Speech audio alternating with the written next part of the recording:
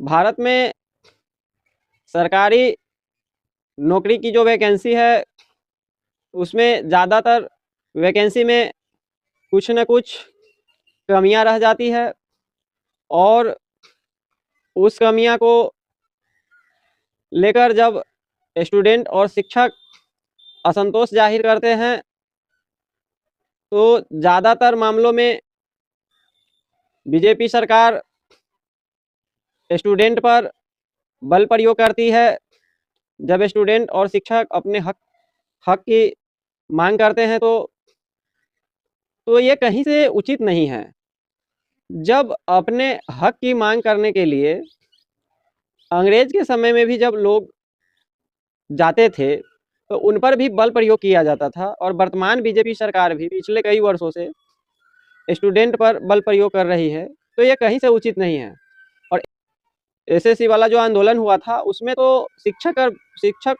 पर भी बल प्रयोग किया गया, बहुत सामान्य शिक्षा पे बल प्रयोग किया गया। तो अब ये बहुत ज़्यादा दिनों तक ये नहीं चलने वाला है, क्योंकि युवाओं के लिए हम लगातार आवाज़ उठा रहे हैं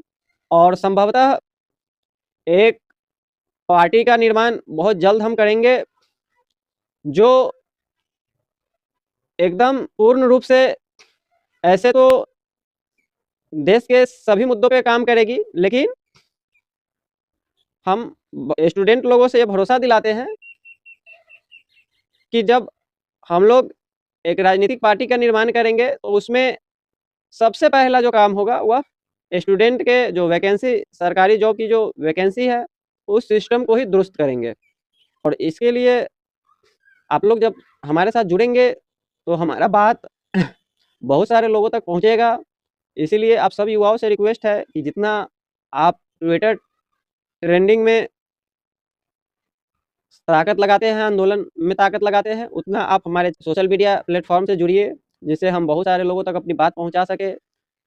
हमारे सोशल मीडिया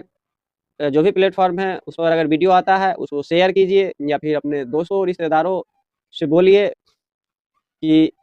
सोने की चिड़िया प्रिंस कुमार अगर आप यूट्यूब पे लिखिएगा या बोलिएगा तो हमारा चैनल आ जाएगा और उस पर आप लोग जुड़िए। और जैसे जैसे आप हमारी संख्या बढ़ाएंगे हम अपनी बात जो पहुंचाना चाह रहे हैं उसमें आप जितना फास्ट हमें हमें हमारे सोशल मीडिया अकाउंट को शेयर करेंगे, हमारे साथ जुड़ेंगे, हम जो बात कई वर्षों में पहुंचाएंगे वह कुछ दिनों में ही पहुंचा पाएंगे। और ऐसे में हम लोग एक नई राजनीतिक व्यवस्था का निर्माण करेंगे और भारत फिर से सोने की चिड़िया बन सके, इसके लिए हम लोग प्रयास करेंगे और भारत को फिर से सोने की चिड़िया बनाएंगे। इसके साथ ही जय हिंद, जय भारत।